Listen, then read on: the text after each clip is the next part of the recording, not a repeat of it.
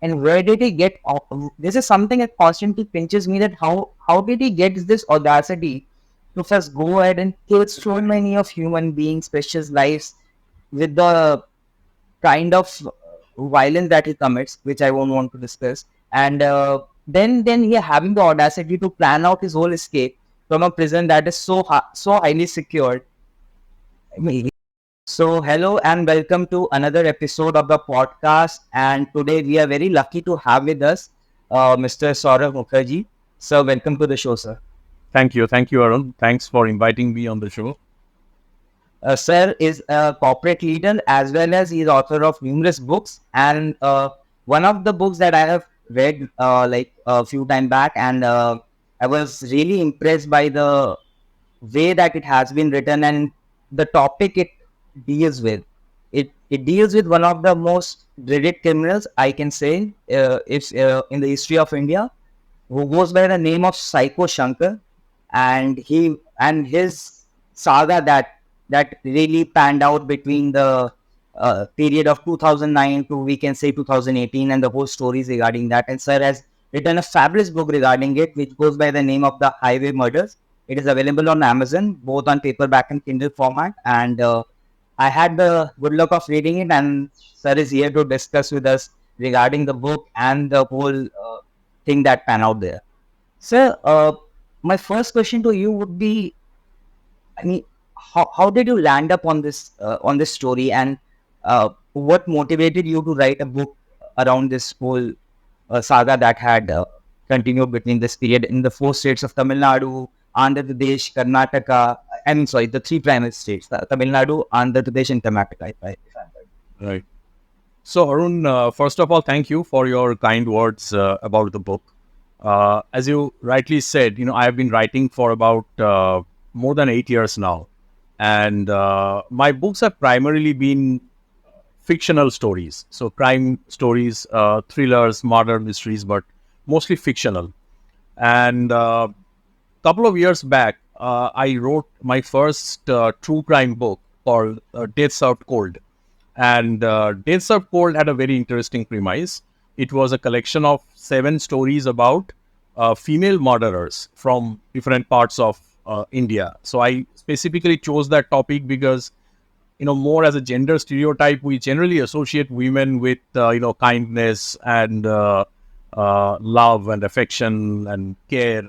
But this presented a very different picture in the sense that, if the situation arises, then and if there is a motivation, then there are a lot of really dangerous crimes that may be committed even by women. So there is nothing like a gender stereotype here, which we often tend to do.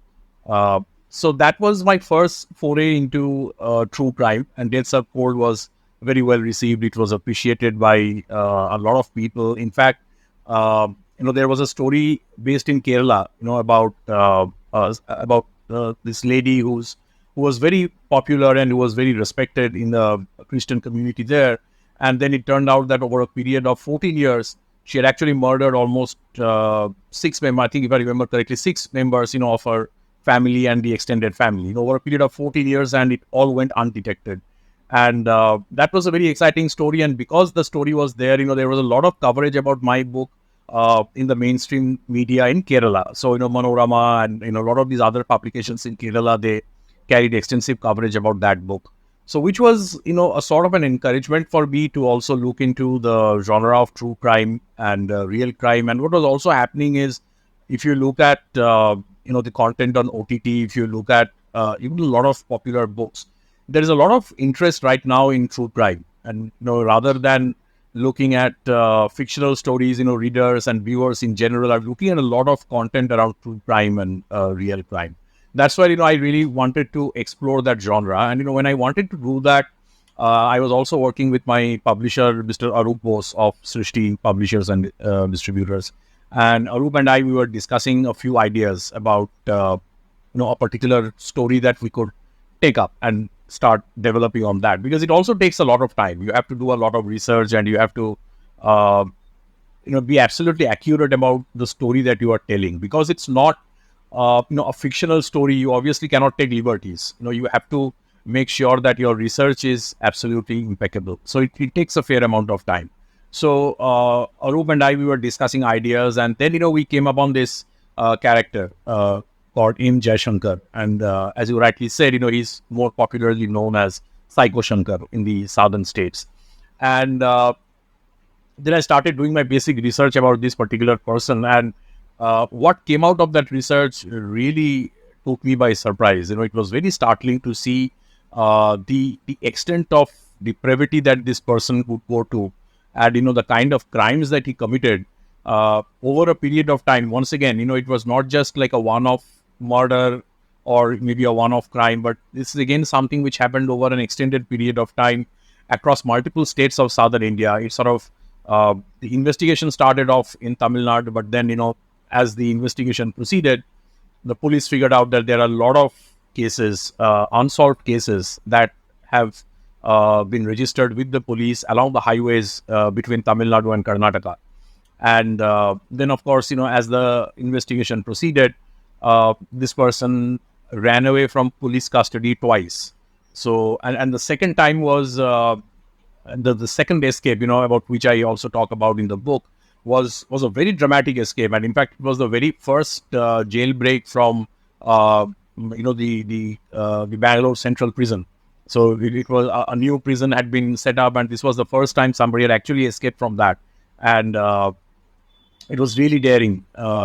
And so I think the whole story really fascinated me. And while it was very scary, it was very in some cases even tragic, because the way he treated his victims and the women who were sort of who were violated and murdered, the way he dealt with them, it's very tragic. When you put yourselves in the shoes of these victims and their families, while there is a sense of horror, there is also a sense of tragedy, right? And that sort of attracted me to this particular character. And what I also wanted to do was not just present the facts, because obviously, especially in the southern part of the country, this was a very well-known character. There was a lot of media coverage during that period that you mentioned, 2009, 2018. So people have read about some of these incidents that occurred in the southern states. But I really wanted to go slightly deeper and understand what could be the psychology of a person who does something like this, over an extended period of time. So that also required, a fair amount of research and analysis. And that's how, essentially this book was born. Yes, sir. I mean, obviously, there are few points that you touched upon that I really agree with. This the kind of research that would go into write about something like this, which has affected many human lives over a considerable amount of time. Yeah. A period of 10 years. We can only imagine. I can, as a person, I think after reading your book, I I could only imagine what those families would have gone through. Right. Those victims would have gone through when these heinous crimes, if I can say, were being committed, and the the kind of environment of fear that would have prevailed Yes. over that phase, on that particular highway that has been charted, that connects with states. So I could only imagine, but the kind of fear psychosis would have been there. I was watching a few videos to educate myself, and I was reading few articles as well regarding Right. regarding this person, and we will refer him by the name of Psycho Shankar sir, for Kenya. Yeah. So Shankar, if you could refer him by that name. So there were few comments that I read over there that everybody from that particular area was aware of this person. Yeah. Like there would be folklore regarding him, that how this whole thing panned out. So when you start with the book is how the very unfortunate murder and rape of a police officer started off the whole investigation in Tamil Nadu, That's after returning from her duty. And as you rightly said, the psychology behind this. I mean, the audacity to go ahead and even think of doing it against even a human being, and let alone a police officer. right. So, how do you see this person's psychology? If you could just give a brief, you have already given a brief overview, but I would just request you to just touch upon the details, and what is your view regarding his psychology after doing so much of research into it? Right. No, I think you're absolutely right. I think see, for that extended period of time, initially, obviously, the police were trying not to create panic in the minds of people, because uh, this is a very large area, right? If you look at the network of highways, the state highways, as well as the national highways that connect all these different states.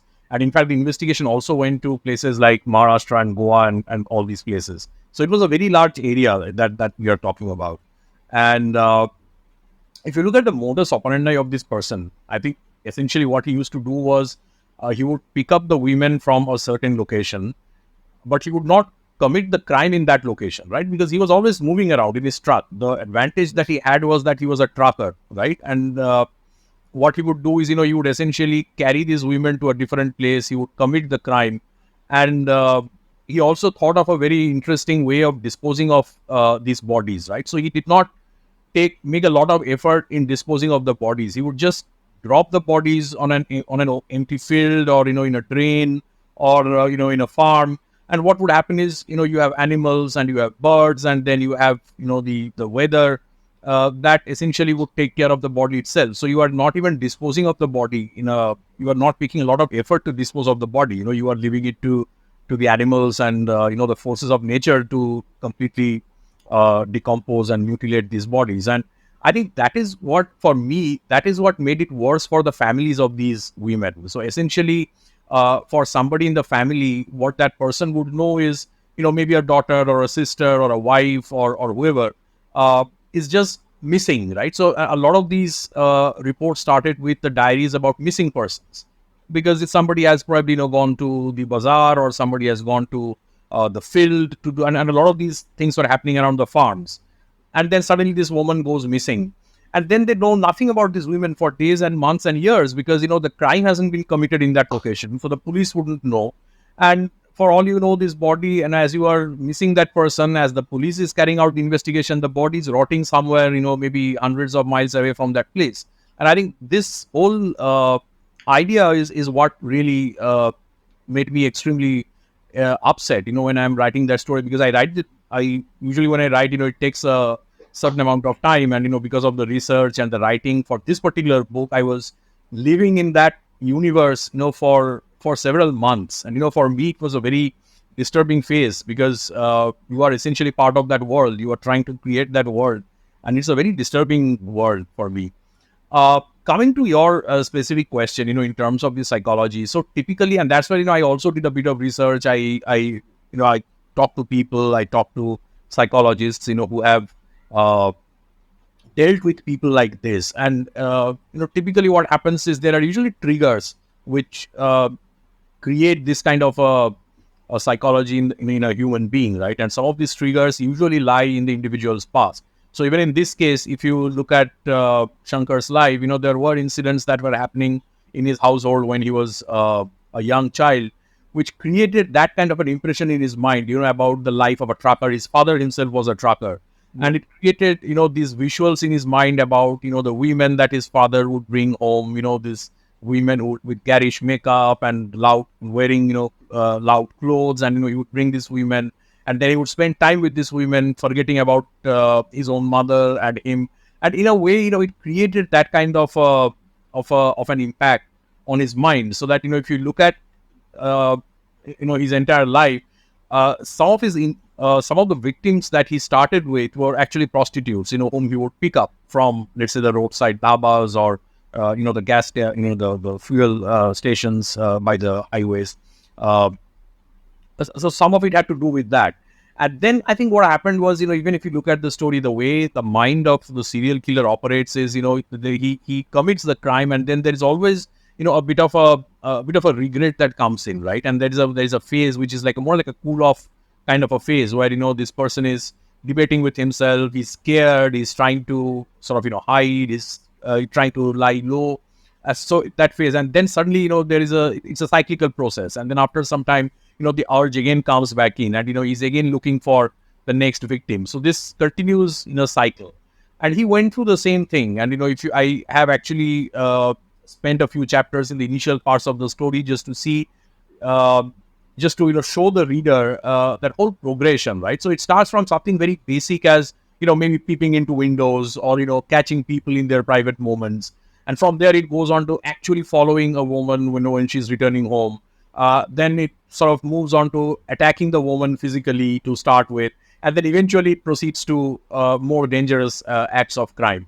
And that's typically the way it happens, because and then once that works out, and he has had a few victims, then suddenly he becomes let's say even more confident, right? And that's exactly the point, that the story starts with the rape and the murder of the police woman in 2009, but his a lot of his crimes had actually happened before that period of time. And just because he was not caught, and that gave him a sense of confidence and gave him a sense of power, to that extent that he felt that I could get away with anything. Even if I do this to a police woman, nobody is going to catch me.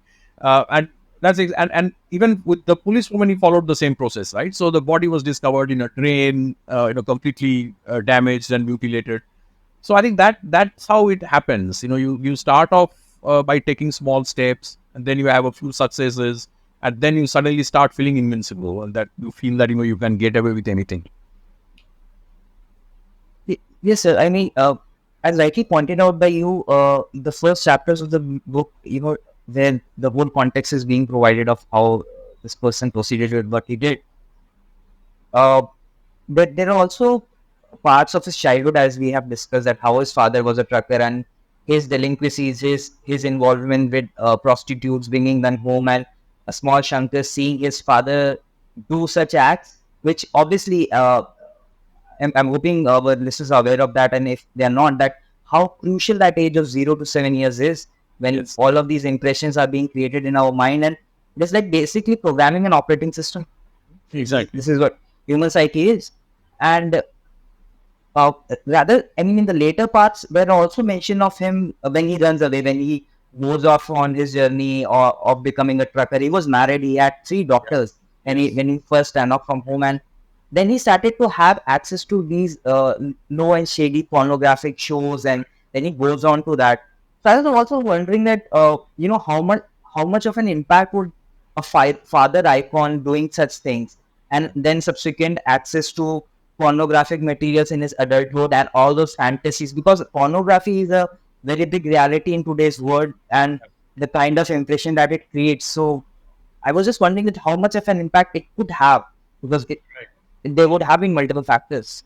Right. No, I think this is you are absolutely right, because this is a very scary thought. Because uh, when I was doing my research, what I understood is exactly as you said, that see, a lot of these things are very easily accessible today. I think with the progress of technology, what has happened is everything is at people's fingertips. There's even a 10-year-old boy who's looking at pornography, which is very easily accessible over the internet. Absolutely no control. And you do not even know what is the nature of that content that this person is looking at, because even in this particular case, what I realized is that as he started enjoying pornography, he was slowly attracted to the more violent forms of it, and he was getting more and more impacted by the violence that was associated in those kinds of content. And the scary part is that it is extremely relevant even today. We have absolutely no control on what kind of content even children at a very vulnerable age, or teenagers at a very vulnerable age, are consuming, and what is the kind of impact these contents have on people. So this is a very scary thought. And in fact, when I wrote the story, and I really appreciate the fact that you actually went to the next layer, because there are a lot of layers in the story. On the face of it, this is a serial killer story, and there are serial killers everywhere, right? You go to any OTT channel, every second show is a serial killer show, which is the flavor of the season. But I think the if you really go to the next level, which is the motivation behind these acts, uh, and that's where some of these very relevant social questions come in. That what is the kind of atmosphere that we are creating at home for our children, up to 7, 8 years, 10 years of age, when they are very impressionable, when they're vulnerable. And then also what kind of content they are being exposed to. Today we have no control on that. Every second child, has an iPad. They are always on the mobile phone, which is also inevitable, right? Because, even studies are now online, and you cannot keep a child away from gadgets, and you cannot keep a child away from online content. But this is a very scary thought, I think. the kind of impact that it can have on people, because different people can process this information in different ways. Some people would look at it just as an entertainment and get on with life. Some people may be so deeply impacted that it could change their behavior over a period of time. So these are very scary times for all of us. I think even I am talking about kids here, and this is a very important aspect that we can discuss the democratization of distribution network, that is social media. Like Yes. even a person like me can think of conceiving a podcast and talking to you, and this is has happened. It has its own pros and cons. But I was also wondering when I was reading this book, because personally, it was very difficult for me to read as well, because the kind of things that are being, so I read stuff, but I had to just close it after one or two chapters, so that to give a breather to my own self, to my Yeah. own soul. I was just wondering that what would you be going through as an, even as an adult, while writing this book? Yes. So that would have been also difficult. No, it was very difficult. It was very difficult because, see, first of all, in any case, when you are writing true crime, it's always, for me, it's a much bigger challenge than writing fiction. Because when I'm writing fiction, as I mentioned some time back, I can take all kinds of creative liberties because I am almost like a god who's creating that universe. I am creating the characters, I am creating the storyline, and if I don't like something, I will change it. But with the moment you want to write true crime, it becomes more challenging because you cannot take creative liberties. What has happened, and it is your responsibility to find out the truth and present it. And one big challenge in that sense is because you realize that our media today is also uh, not entirely trustworthy, right? Because a lot of media houses can have different priorities. They may look at the same thing from very different perspectives, right? So you cannot blindly trust a news report that you read on the internet. And again, when I was writing this book, this was almost 15, 20 years old, these all these incidents. So there's a lot of online research that one has to do. And when you are reading a lot of media reports online, sometimes these are conflicting reports. Sometimes these are biased reports. So when you cannot blindly follow those reports. So you, even for every minute detail, you have to read multiple sources and then figure out what could be the most reliable source. You try and figure out what are the most reliable sources of information. And in fact, one of the things that I did, and which I always follow when I'm writing true crime, is also I go back to the court statements, the court verdicts, the court orders that come in, when a particular matter is sub judice, and sort of or not just sub judice, but even in many cases when the verdict has been delivered, and you look at the court order, because that has the minutest of details. It will have details about everything, that the charge sheet that was filed by the police, what's the kind of investigation that the police did, what kind of forensics evidences were captured. So you basically have a lot of information at your disposal, and that's all authentic because that has what has happened in the courtroom.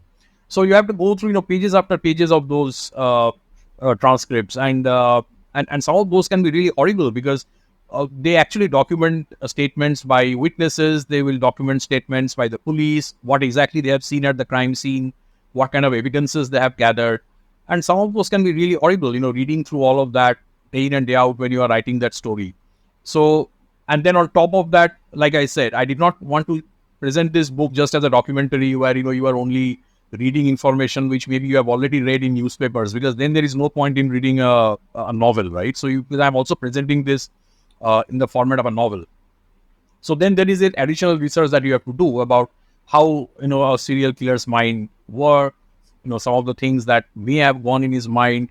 Towards the end, I've also brought in a thing, because again, this is something which came out from one of my discussions with the psychologist, who said that these people at the far end of their life, when they realize the enormity of what they have done, and how their life has turned out.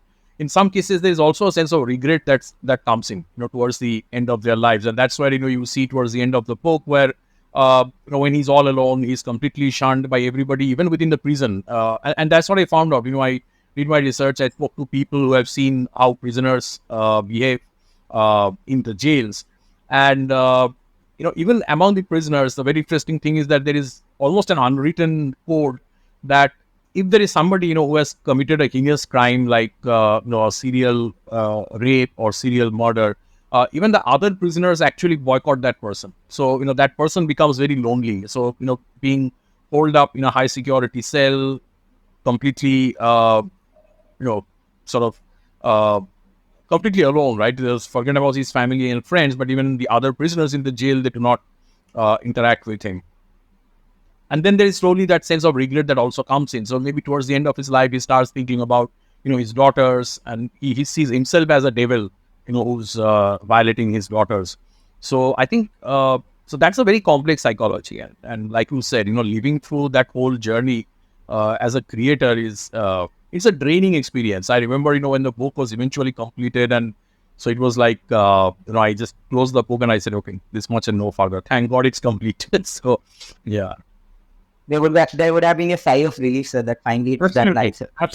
absolutely, yes, Apart from this fact, sir, we have also touched upon it how freely all kind of content and information, if I may use the word, with the advent of internet, the kind of information that is in my hands. I was reading somewhere that my mobile here has more processing power than the Apollo missions back there in 1960s. right, Right? I'm not very sure whether this is from a WhatsApp university, but we have tremendous processing power in our hands right now. absolutely, So, sir, I mean, and also this whole this whole thing that panned out, these unfortunate murders and rapes that have happened, also point out that how dangerous even one individual can be when these animalistic tendencies they come to the fore, right? Like you also touch upon in the book is regarding the a police officer taking his own life when he first yes, escapes, when Psycho Shankar first escapes, yes. and the whole department, with the ferocity that they were chasing this case and how difficult it should be. Did you get any opportunity to interact with them, or how do you think that their perspective would be? Right. So I did not interact directly with the teams that were following the case, but I did speak to some of these people who knew the teams and who knew the circumstances. Because, like I said, again, you read about a lot of these things in the media, but then again, you need to figure out how much of it can be trusted. So that's why I usually look at uh, more reliable sources of information. So while I may not be able to disclose a lot of this, but I did have a fair amount of detail regarding these matters.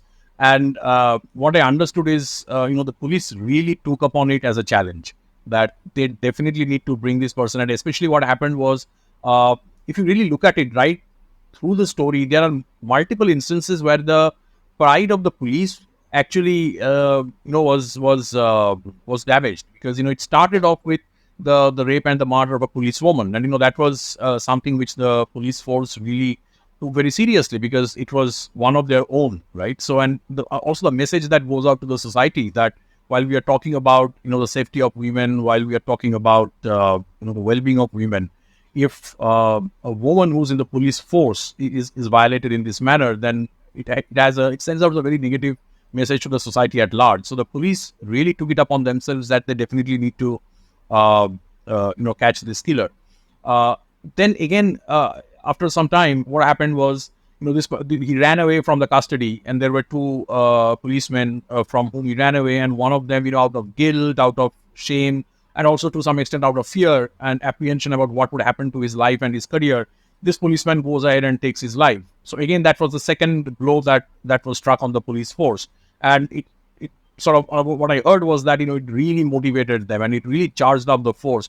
And the last straw again was when he escaped from the Bangalore Central Jail, because there was a lot of pride in the security of that jail, and it was a newly constructed jail, and very tight security. He was, like I said, he was the first one who ran away from that jail. So before that, nobody had managed to run away from that, and he actually did that, right?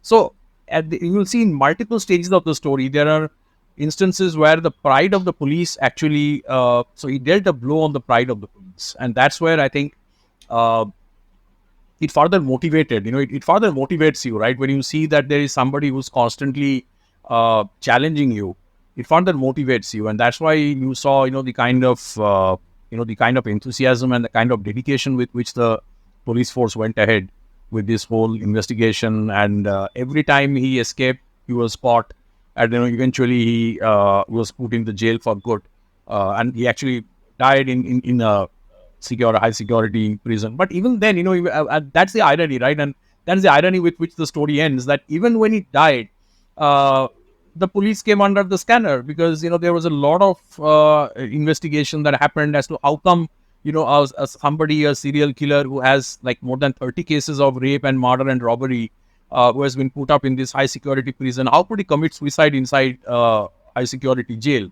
So again, it came back on the police. So there are at least four instances in different parts of the book where this guy is constantly challenging the police, as if he doesn't care.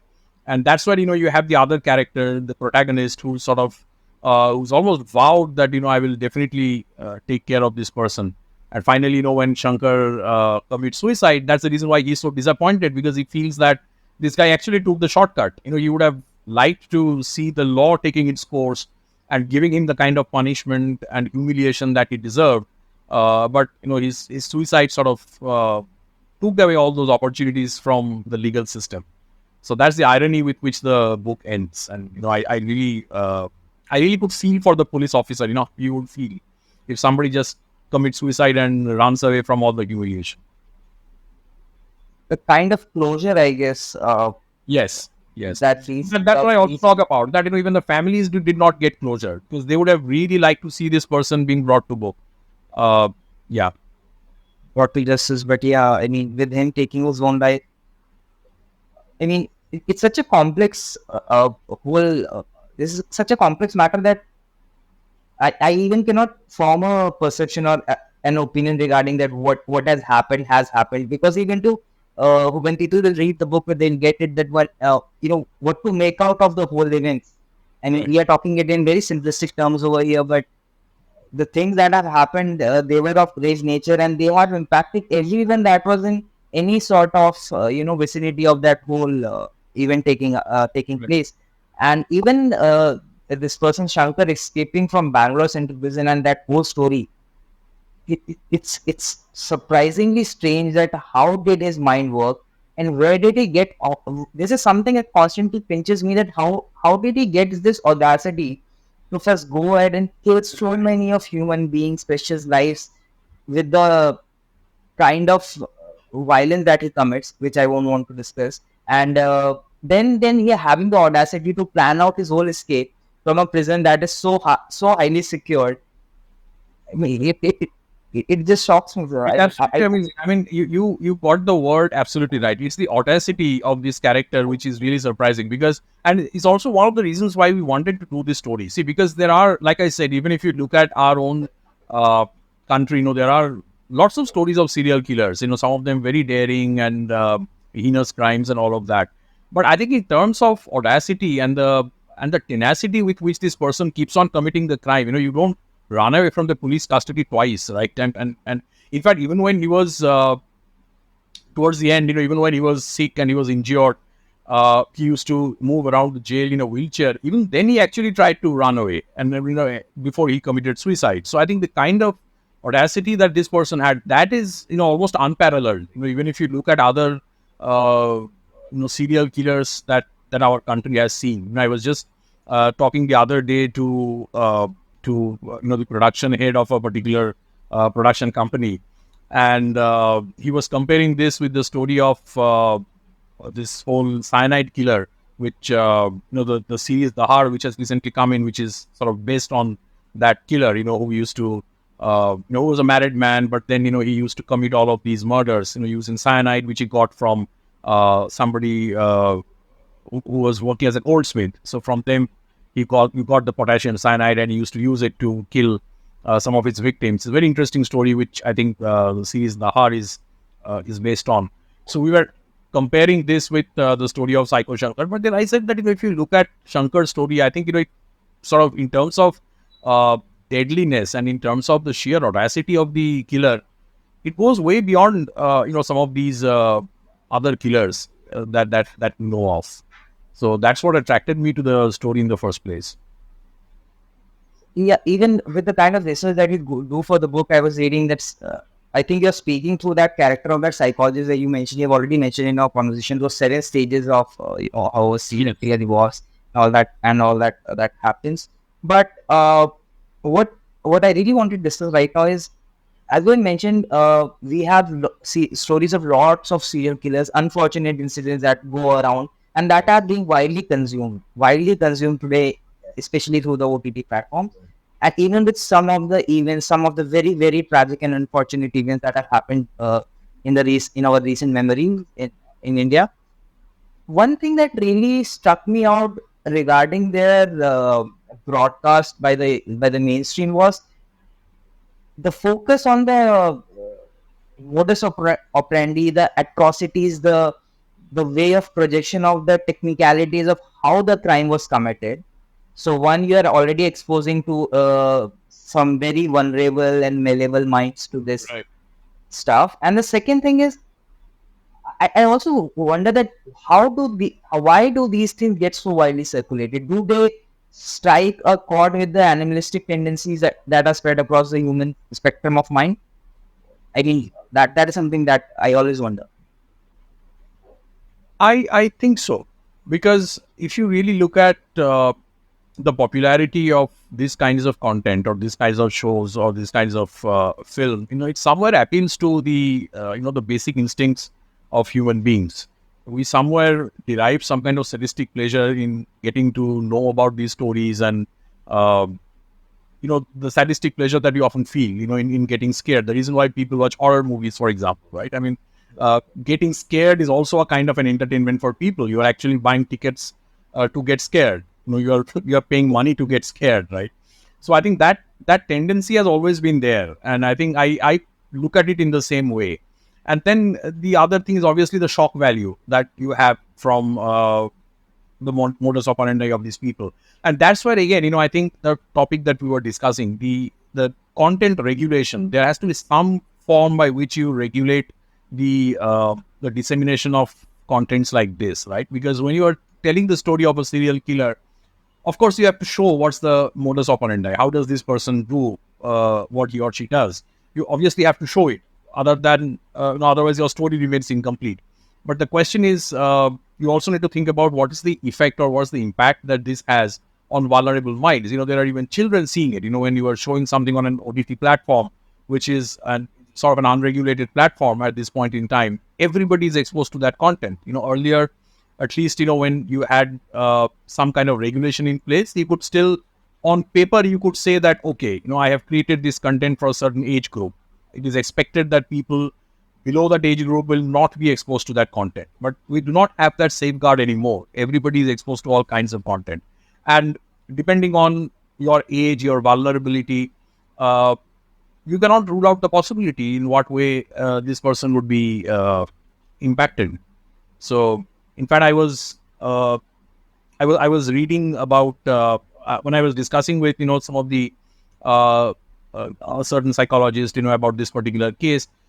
This is exactly the point that came up. He said that in many cases that even serial killers who have been impacted by what they have read or what they have seen as pornography, even they have said, even the killers have said at some point in time that this is all unregulated content. That even few years back, even some of those contents were not as easily accessible as they are today.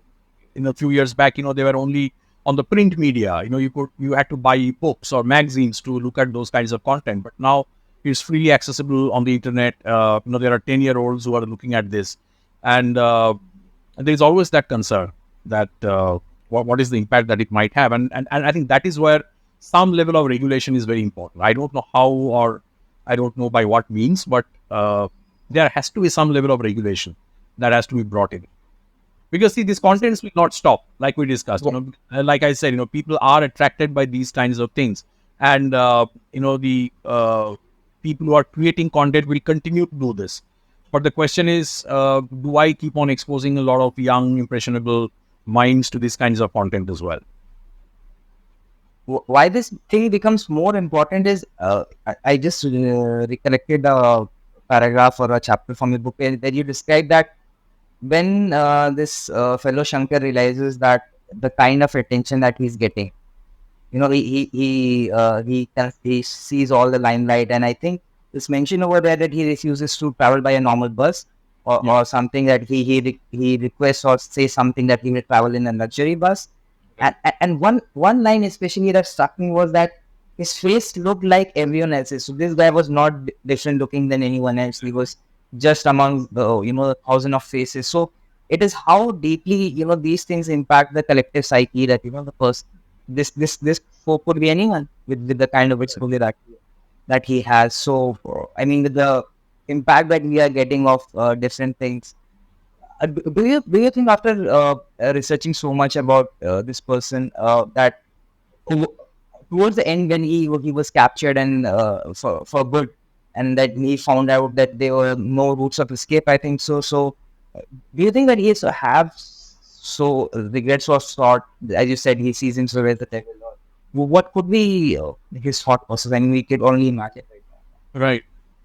Yeah. See, like I mentioned, I mean, what I heard from a lot of criminal psychologists who have dealt with these kinds of criminals is that it's not always, it's not essentially a regret, but they definitely have a bit of an introspection, and finally, because and then it varies from person to person as to how they uh, how that introspection really impacts them, right?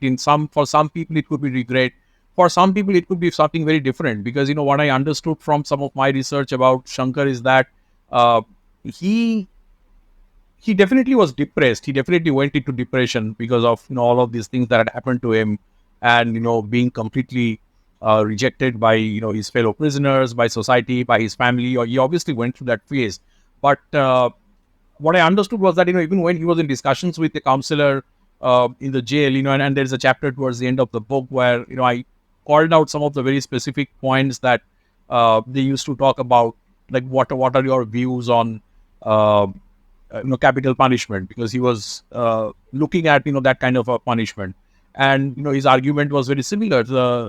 He said that I mean, if you are planning to hang me today, how different are you, or how different is that act from what I have done to other people? So it is more of an eye for an eye kind of an attitude. So he had, while he was a trucker who was obviously not very educated, but he had those kinds of he had those kinds of thoughts, I would say, and those kinds of uh, point of view about capital punishment. And Yes, that right. was surprising. That was actually surprising. I'm so sorry I'm Yes. interrupting you. That was really surprising, the points that you mentioned. But Yes, because that's what we sort of got to know, that those discussions used to take some of these counselors by surprise, that the kind of the kind of thought process that this person had.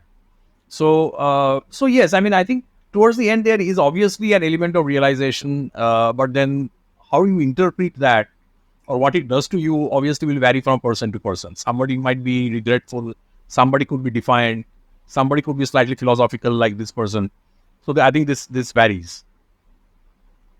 also, I mean, I mean, it's such a sad story to even go through, and you have really taken efforts to write that down in such a simple and comprehensible language. And kudos to all your efforts. And I would request all the people who are listening to this podcast to do go and read Sir's book, and just think about that. How can we get affected by what we are really getting bombarded by now, Yeah. all the days around? So, thank you, sir, for taking out time and My joining pleasure. and sharing your views and joining this podcast. And I hope so that we will connect again in future to discuss Sure. about Thank you, Arun. Thanks for and very interesting questions. I think it was a pleasure talking to you. Thanks for inviting me. And Thank you. my best wishes for your podcast show. May you grow from strength to strength. Thank you. Thank you.